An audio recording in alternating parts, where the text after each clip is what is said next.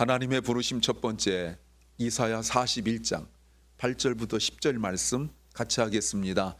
그러나 나의 종 너 이스라엘아, 나의 택한 야곱아, 나의 벗 아브라함의 자손아, 내가 땅끝에서부터 너를 붙들며 땅 모퉁이에서부터 너를 부르고 내게 이르기를 너는 나의 종이라, 내가 너를 택하고 실어버리지 아니하였다 하였노라.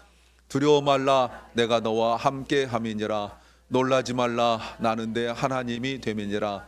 내가 너를 굳세게 하리라. 참으로 너를 도와주리라. 참으로 나의 의로운 오른손으로 너를 붙들리라. 아멘.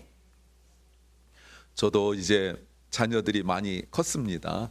그런데 아이들이 고등학교 때까지는 아이들이 좋은 대학을 가고 자기가 원하는 전공을 찾고 하는 것들이 참 기도 제목인데, 대학교 가게 되어지면 저보다 나이 어리신 분들 잘 들어주세요. 저보다 나이 많으신 분들이야 지나갔지만, 여러분 정말 이제 아이들이 대학 과정 잘 마치는 것이 중요한 게 아니더라고요. 취업 요즘 어마어마합니다. 제 아들은 뉴요커입니다. 여러분 잘 모르시겠지만 뉴요커입니다. 뉴욕에 조금 살아가지고 뉴요커인데, 같이 룸메이트로 지내던 친구가요 2년 전에 그 레이오프를 당했는데 지금 2년 동안 취업을 못 하고 있어요. 요즘에 이 취업 어마어마합니다. 정말 좋은 전공에 좋은 대학 나오면 괜찮을 줄 알았는데 너무 어려워요. 그래서 저나 제 아내나 심지어 할머니까지 제 아들의 친구가 빨리 직장을 잡아서 뉴욕에 잡아서 제 아들과 같이 룸메이트로 지내기를 날마다 기도하고 있는데, 여러분 2년 넘도록 잡이 안 생겨요. 여러분 왜 이렇게 취업하기가 어려워요? 왜 회사는 사람을 뽑아놓고 조금 지났다가 왜 이렇게 잘라버리고 이럽니까? 물론 경제가 어려워서 그러기도 하겠지만 자기들이 필요로 하는 사람들이 없기 때문에, 이런 위기 속에 더 필요한 사람이 없기 때문이라고 말하지 않겠습니까?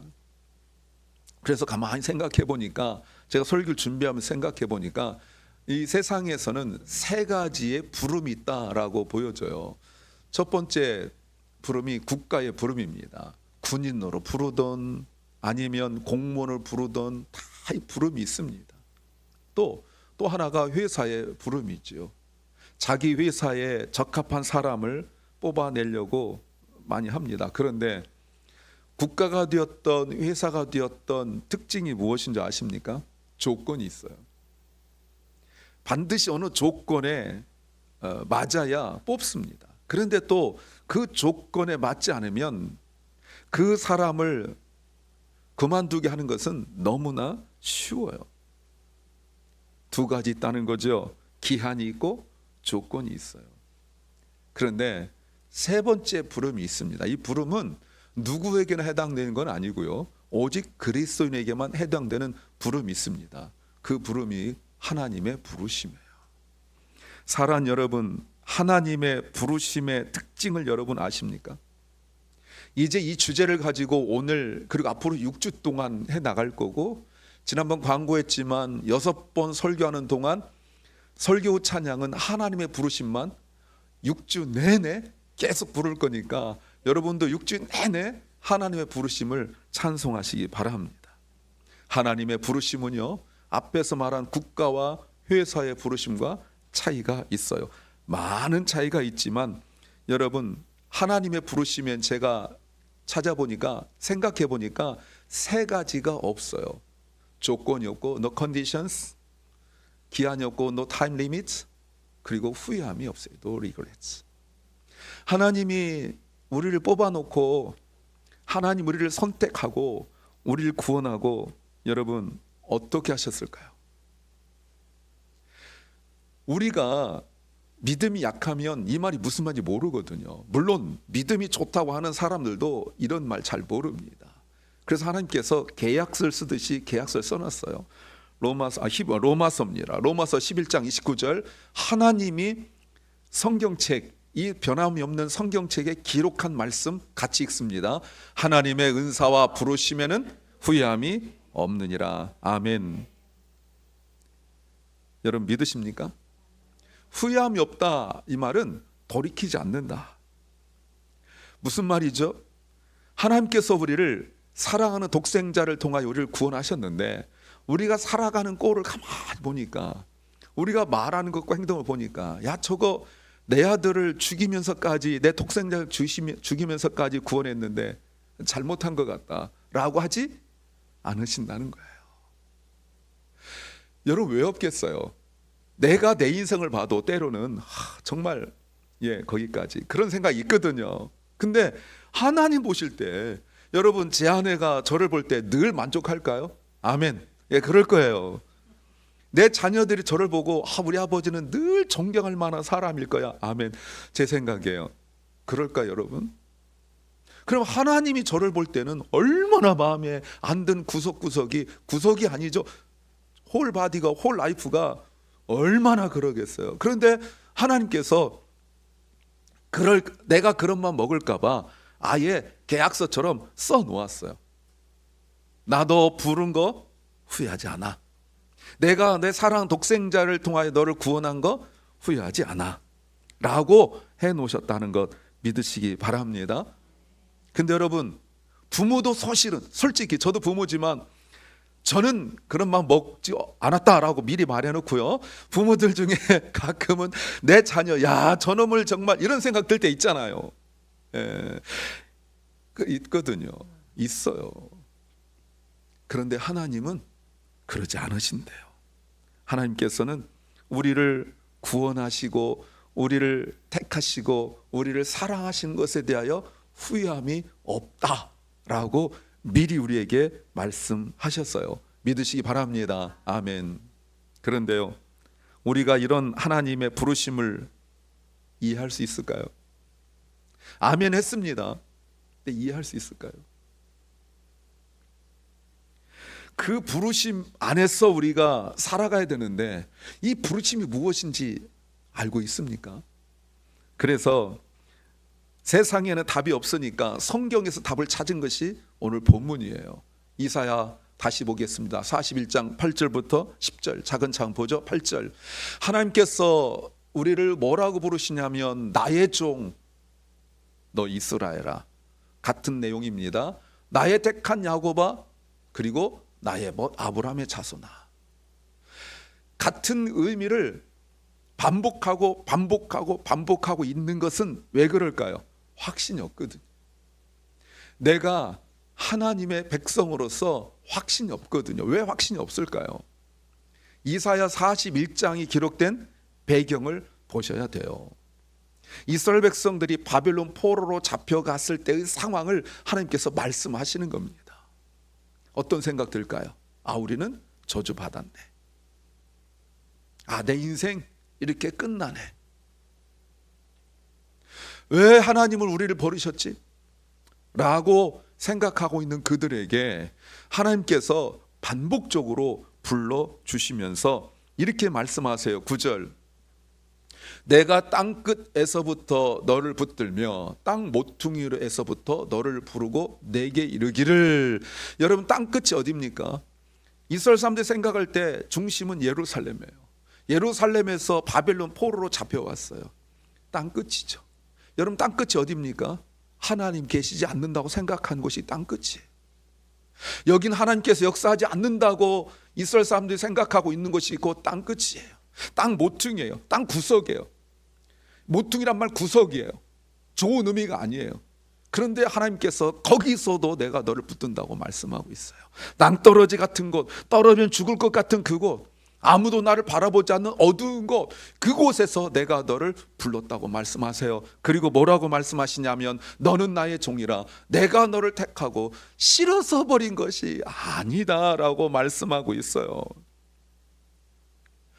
하나님이 자기들을 버렸다고 생각하고 있는, 우리가 버림받았다고 생각하고 있는 그들에게 하나님께서 말씀하시는 거예요. 근데 여러분, 그들이 왜 그런 생각합니까? 자기들이 왜 이런 일 겪었는지 모르고 있기 때문에 그런 거예요. 자기들이 왜 이런 일 겪었습니까? 죄를 지었거든요.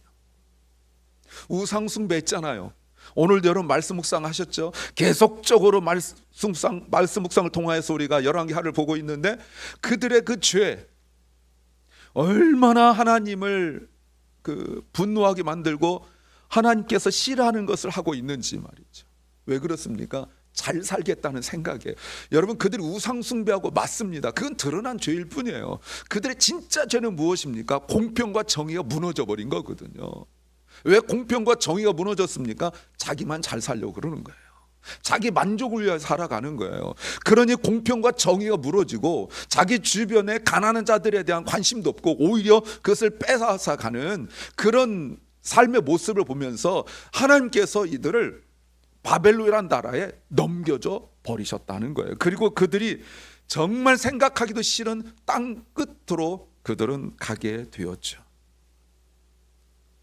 자기들이 잘못한 건 생각하지 않고 기껏 생각한 것이 하나님 우리를 버리셨다라는 거였어요. 여러분 10절 말씀 보십시오. 두려워 말라 내가 너와 함께함이니라. 놀라지 말라 나는 내 하나님이 됨이니라. 내가 너를 굳세게 하리라. 참으로 너를 도와주리라. 참으로 나의 의로운 오른손으로 너를 붙들리라. 아멘. 이 본문으로 위로받으신 분들 많죠. 저도 예전에 한번 간증을 했죠. 이 본문 말씀 제가요 신학하기 전에 시험 정말 많이 떨어졌습니다. 여러분 보실 때 공부 잘하게 생겼지요? 예. 시험만 보면 착착 붙을 것 같죠? 아니요, 똑똑 떨어졌어요. 기가 막히게 떨어집니다.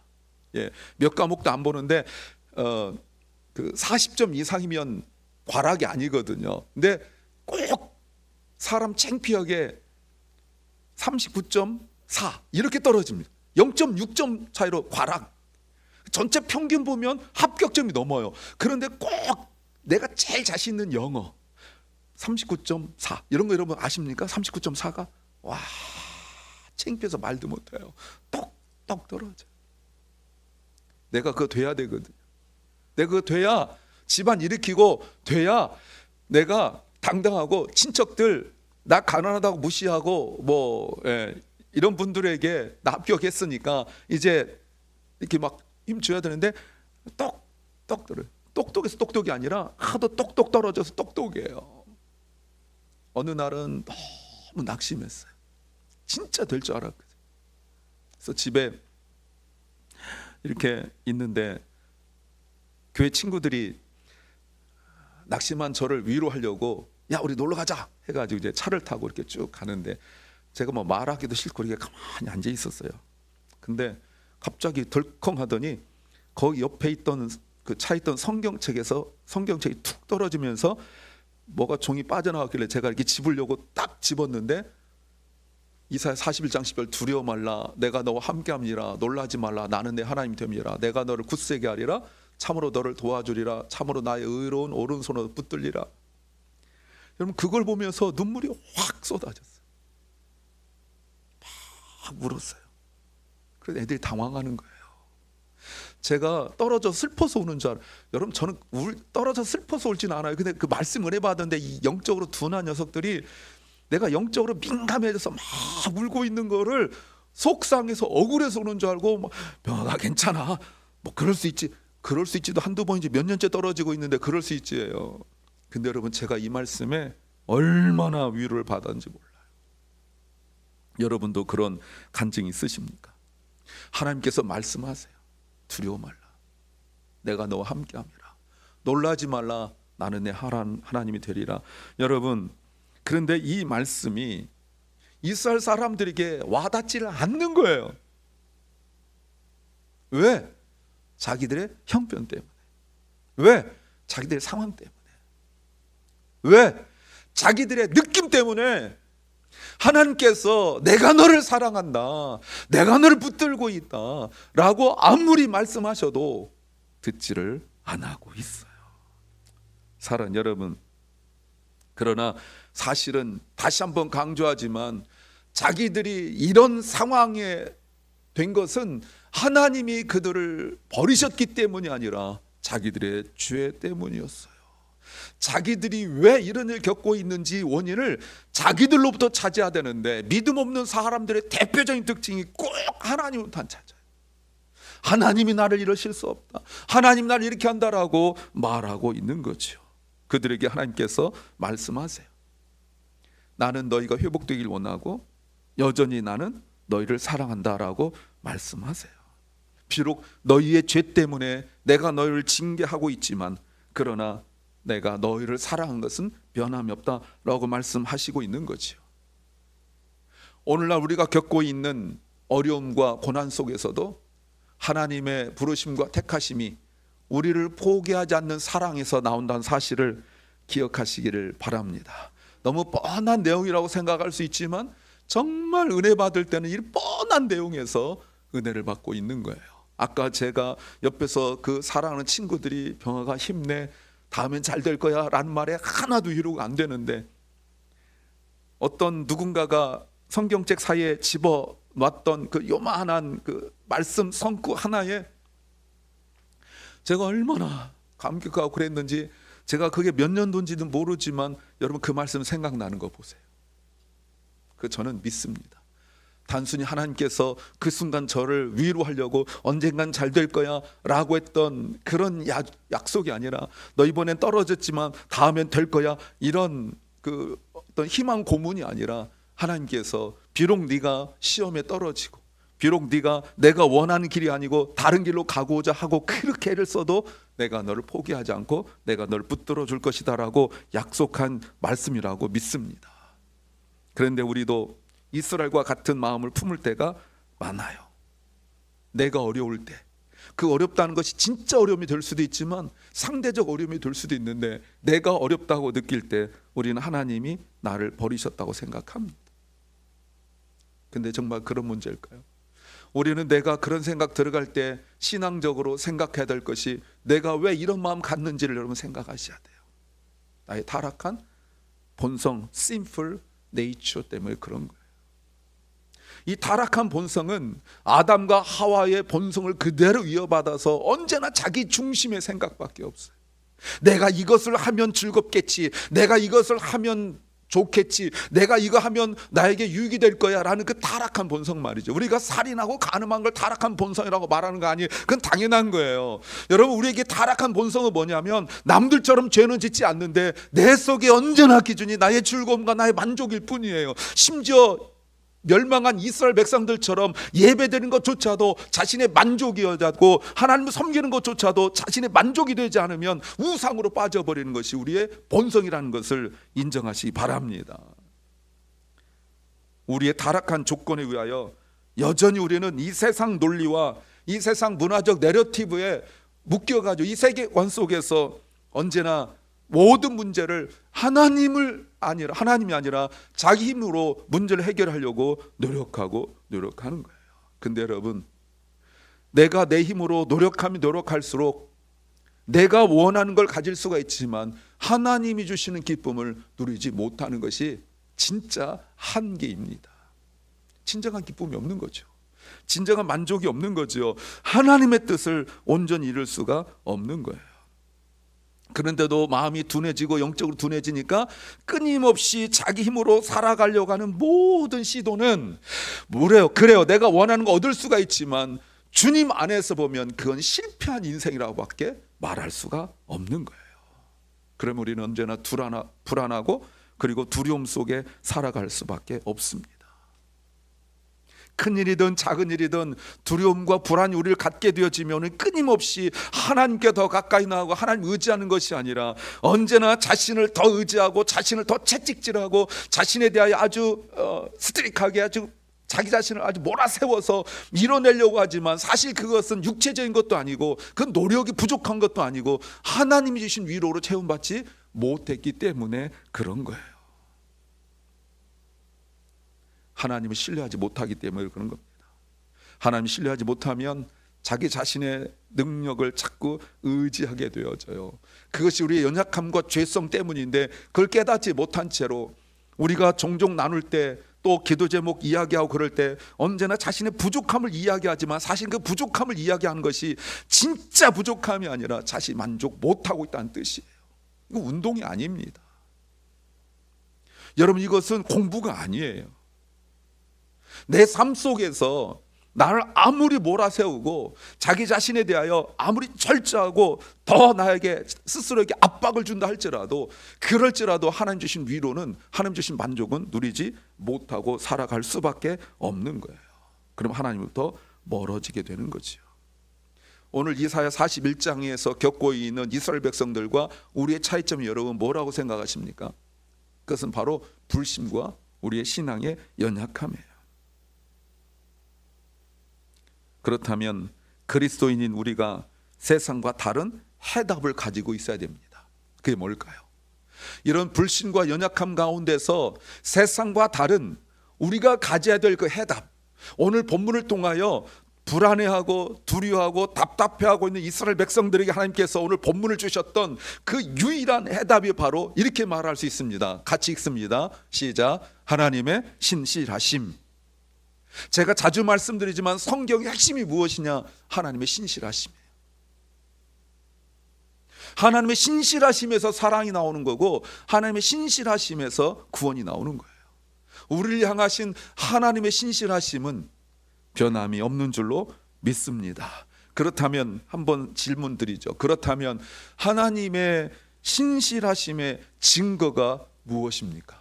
하나님이 우리를 향하신 그 신실하심, 아무리 세월이 흘러도 내 상황에도 불구하고 하나님께서 나를 향하신 그 신실하심의 증거가 무엇입니까? 답은 단 한 가지예요. 하나님께서 우리를 버리지 않으신다는 신실하심의 가장 큰 증거는 예수 그리스도이심을 믿으시기 바랍니다. 예수 그리스도는 우리를 버리지 않는다는, 하나님께서 우리를 사랑하신다는 유일한 증거예요. 내가 원하고 내가 배고플 때 먹을 거 주고 목마를 때 마실 걸 주는 것이 하나님의 사랑의 전부가 아니라 이 말입니다.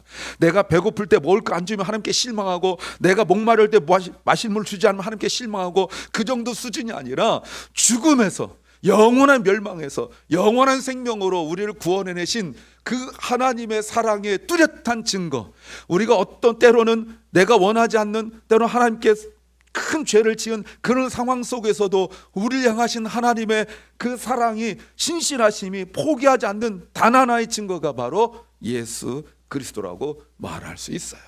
그런데 그 예수 그리스도가 우리를 사랑하심의 증거인데, 그 사랑하심의 증거가 그냥 이론으로 된 것이 아니라 주님은 버림받으셔야 되겠고, 주님은 죽으셔야 됐고, 주님은 십자가에서 죽으시고 부활하셨어요. 자주 말씀드리지만 주님께서 십자가에서 엘렐레 라마 사박다니, 그 말이 무엇입니까? 나의 하나님, 나의 하나님, 어찌하여 나를 abandon, give up, 왜 버리십니까? 사랑하는 여러분, 주님은 십자가에서 정말 도움이 필요할 때 단절을 경험하셨어요. 그 주님이 우리를 이해하시는 거예요. 그래서 예수님께서 십자가에서 그 죽으심과 예수님의 순종은 하나님이 우리를 결코 포기하지 않으신다는 증거인 것을 우리가 믿어야 합니다. 그래서 우리가 단절될 때 우리를 가장 잘 이해하시는 분이 바로 주님이세요.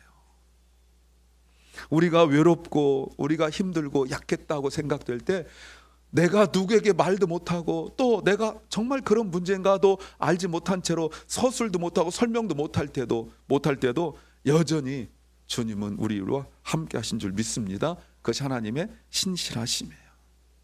변함없는 사랑이라고 말할 수 있는 거죠. 그래서 하나님은 예수 그리스도를 통해 이미 우리를 버리지 않으신다는 구체적이고 확실한 증거를 우리에게 주시고, 주님에게 요구하신 것은 단 하나예요. 믿음입니다. 믿음이에요. 제자들이 풍랑이는 그 바다에서 두려워가지고, 주님 두려워요, 두려워요. 당연히 그렇게 기도할 수밖에 없지요. 근데 주님께서 일어나서 풍랑을 잔잔케 하시고 말씀하시기를 Where is your faith? 너의 믿음이 어디 있느냐? 지금 물어보셨어요.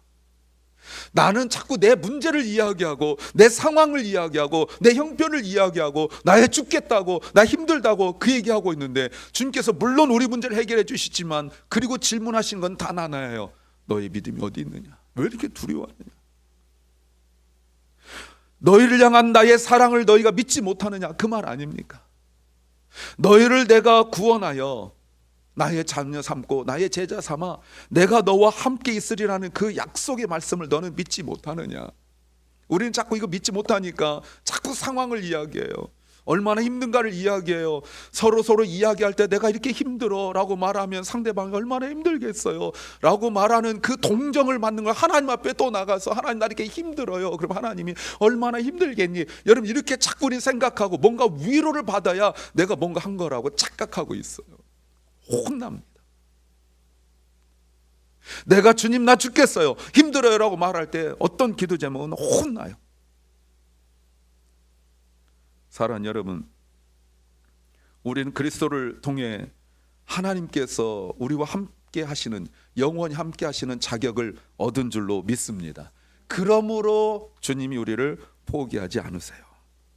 그러므로 여러분, 내가 하나님께서 나를 부르심을 포기하지 않기 때문에 내가 하나님의 부르심 그 가운데 살아간 걸 스스로 포기할 수 없어요. 그러므로 사랑하는 여러분, 우리가 힘들고 어려울 때 아버지께 오는 것이 가장 좋은 방법입니다. 이런 얘기 들어보셨어요? 어떤 아버지가 두 아들이 있었습니다. 한 아들은 참 성실했죠. 두 아들은 말썽꾸러기였어요. 두 번째 아들은 자기가 세상을 잘한다고 생각했어요. 아버지한테 돈을 받아서 먼 나라에 가서 자기가 세상을 너무 잘 알기 때문에 자기 마음대로 한번 세상을 살아보았어요. 마음껏 돈도 써보았어요. 처음엔 자기가 생각한 대로 세상이 자기 중심으로 돌아간 것처럼 보였어요. 많은 사람들도 얻었고 많은 사람들과 친해졌어요. 이런 사람들이 자신의 재산이라고 생각했어요. 그러다가 이제 돈 다 썼고 경제적 어려웠을 때 나의 재산이라고 생각했던 그 사람들이 자기에게 고개를 돌립니다. 겨우 직장이라고 잡은 것이 사람들이 하지 않을 그런 일을 하기 시작했는데 그것마저도 쉽지 않았어요. 사람들이 그전에는 그렇게 먼저 연락 오고 그렇게 가까이 하던 사람들이 모른 척하기 시작합니다. 내가 스스로 생각할 때 나는 아무것도 없어도 그 사람들이 나의 재산이라고 생각했어요. 그래서 사람들이 그렇게 자랑했죠. 내가 세상 자랑할 건 없지만 나는 나를 위하여 생명도 내놓을 친구들이 많아. 이것이 나의 자랑이었었어요. 근데 내가 힘들어지니까 그 친구들이 고개를 돌리기 시작합니다. 그동안 자기가 주인공이었는데, 그동안 모든 프로젝트나 모든 일에 자기가 주인공이었는데 이제는 자기 주변에 사람이 없어요. 아무것도 가진 것이 없게 되어졌어요. 돼지가 먹는 음식을 먹으려 하더라도 그것마저 주는 사람이 없어요. 사람 먹는 음식도 아닌데 세상 인심이 그렇습니다. 사람들이, 어른들이 말할 때, 젊은 사람들한테 말할 때 세상에서 사람 나고 돈 나지 돈 나고 사람 나느냐 라고 말하지만 여러분, 사람 나고 돈 나는 것이 아니라 돈 나고 사람 나는 거 맞습니다. 돈 있어 봐요. 연락 많이 옵니다. 예. 그런데 이렇게 돈 없어 사람 취급받지 못하고 이제 자신은 버려진 존재라고 생각했던 이 아들이 이 지경이 되었을 때 생각난 곳이 아버지예요. 아버지 그분 자체가 아니라 아버지 집에서 일하는 하인들을 생각했어요. 야, 그 하인들은 그래도 먹을 걸 먹는구나. 자기 삶이 아무리 몸부림쳐도 어떻게 할 방법이 없으니까 결국 아버지께로 갑니다. 여러분, 이 아들이 부모에게 올 때 우리가 부모로서 이 아들을 어떻게 될까요?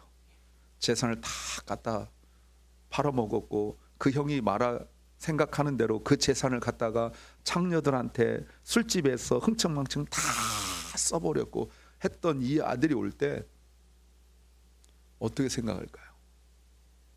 그런데 이 아버지는 이 아들이 돌아올 때 가서 품 안았어요.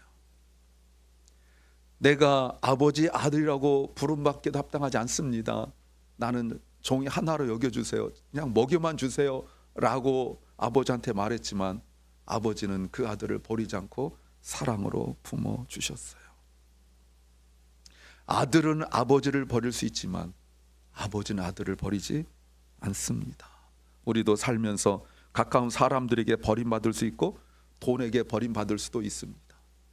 내가 믿었던 회사에서 또 내가 믿었던 사람들에게서 버림받고 그럴 수 있어요. 그러나 하나님은 우리를 버리지 않으신 줄로 믿습니다.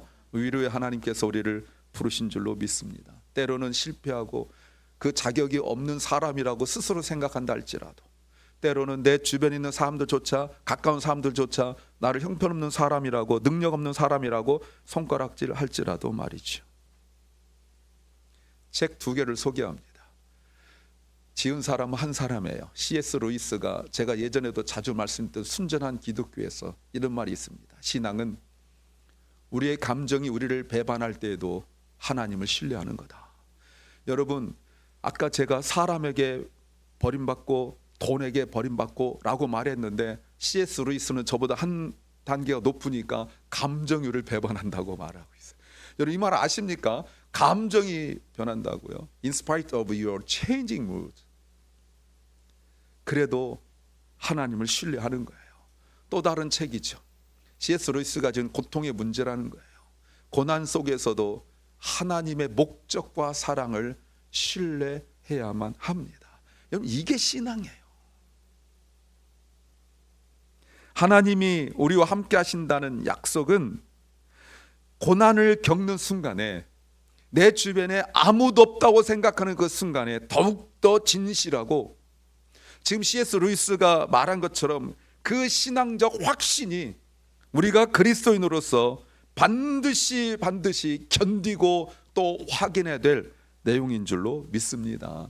사랑하는 주님의 성도 여러분, 이제 우리는 하나님 우리를 자녀로 부르셨고 어떤 상황 속에서도 결코 우리를 버리지 않으신다는 확신을 가지고 살아가야 합니다. 예수 그리스도의 희생이 있고 예수 그리스도의 피 흘리심과 예수 그리스도의 버리심이 있기 때문에 그래요. 그 믿음 안에서 당장 오늘 우리가 실천하고 또 적용할 수 있는 구체적 내용들을 제가 3가지를 말씀드리려고 합니다. 첫 번째는 이 말씀 묵상하고 기도로 하나님 임재를 구하십시오. 어떤 말씀입니까?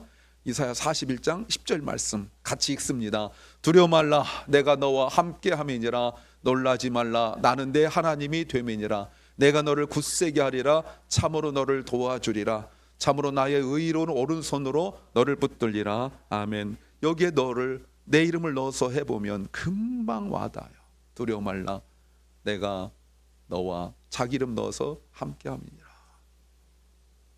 내 주변에 믿을 만한 사람 많고, 내가 손만 뻗으면 도와줄 사람 많고, 내가 필요할 때 얼마든지 통장에서 돈을 끄집어내서 사용할 수 있고, 내가 맘먹으면 언제든지 움직일 수 있을 때 이 말은 크게 해당되지 않습니다.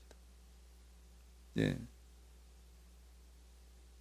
여러분, 이 말은요, 내 주변에 아무도 없고 손 뻗어도 안 되고 나는 이제 정말 이 우주 가운데 미아처럼 고아처럼 나밖에 없다라고 생각되는 그 순간에 들려오는 주님의 음성이어야 합니다. 여러분, 이것은 단순한 격려가 아니에요. 이것은 단순한 하나님께서 우리에게 위로하려고 하시는 말씀이 아니에요. 두려움이 찾아올 때, 정말 걱정스럽고 또 답답하고 그럴 때 하나님 말씀하신 대로 나를 도와주세요. 주님이 나를 붙든다고 약속하셨으니 나를 붙잡아 주시옵소서라고 기도해야 될 줄 믿습니다. 그래서 날마다 새벽 기도가 있고 금요일날 금요 기도가 있는 거예요. 목사가 여러분 들들 볶으려고 새벽과 금요일 만든 것이 아니라는 겁니다. 새벽에 나오세요. 금요일적에 나와서 기도해 보세요. 그래서 매일 똑같은 예배이고 지난번과 별반 다를 것 없는 예배인 것 같아도 어느 순간 그 은혜가 우리에게 임하면 정말 하나님께서 이 우주 내 주변의 사람들 아무리 많든 적든 간에 하나님과 내가 1대1로 만나는 은혜가 될 줄로 믿습니다. 두 번째는 넘어져도 실패해도 다시 일어나 하나님의 부르심을 따라가라는 겁니다. 로마서 11장 29절 말씀 같이 읽겠습니다. 하나님의 은사와 부르심에는 후회하심이 없느니라. 하나님이 후회함이 없다면 나도 후회하면 안 돼요. 하나님이 나를 선택하시고 구원하신 것에 대하여 돌이키지 않고 내가 이 녀석을 구원한 거 후회한다 하지 않으신다면 우리도 내가 구원받은 거 물릴 수 없습니다. 거기부터 시작하는 거예요. 하나님의 부르심은 영원하다라고 말할 수 있습니다. 하나님의 은사는 선물이에요. 하나님께서 주시는 선물은 영원하다고 말할 수 있습니다. 마지막이죠. 믿음의 공동체와 연결되라는 겁니다. 하나님께서 우리를 부르신 것은 개인적 차원에서 머물지 않아요. 하나님이 부르신 것은 언제나 믿음의 공동체와 연결되어져 있습니다. 서로 격려하고 신앙의 여정을 함께 가는 거예요. 물론 교회를 다니다 보면 상처도 있고 그래서 힘들어할 수도 있어요. 그러나 오늘부터는 이 교회에서 더 깊이 관계를 맺고 함께 신앙생활 하기를 주의 이름으로 권면합니다. 여러분, 교회는 그저 흩어져 있다 모여서 한번 예배드리는 그런 것이 아니에요. 부르심을 확인하는 것입니다. C.S. 루이스 이야기를 제가 다시 한번 하면, 주일은 하나님께서 하나님 나라의 비밀 암호를 우리에게 가르쳐 주시는 날이에요. 한국에서 군대 갔다 오신 분들 그 암호 있잖아요. 그 암호를, 하나님께 생각하신 그 암호를 예배를 통하여, 말씀을 통하여 우리에게 가르쳐 주시는 날이에요. 그 비밀 암호를 가지고 있어야 세상에서 살아갈 수 있습니다. 만약에 비밀 암호를 모르면 옛날 수년 전, 10년 전, 20년 전, 아니면 지난달 암호를 가지고 이번 주를 살아갈 수 없습니다. 이 공동체 안에서 서로 믿음의 격려가 있기를 소망합니다. 그래서 우리 날마다 일상이 하나님께서 우리를 어떻게 부르셨고 하나님께서 우리를 어떻게 인도하셨는지 내 삶 속에서 찾을 수 없다면 믿음의 공동체 안에서 찾아가시기 바랍니다. 이 중에는 하나님 은혜를 크게 누리지 못하고 그저 그렇게 매일 똑같은 삶을 반복하여 살아가는 사람도 있지만, 이 중에 어떤 사람은 말할 수 없는 너무 평범한 것 가지고도 하나님의 은혜를 누리고 살아가는 사람도 있어요. 그 사람이 받은 은혜를 듣고 사모하십시오.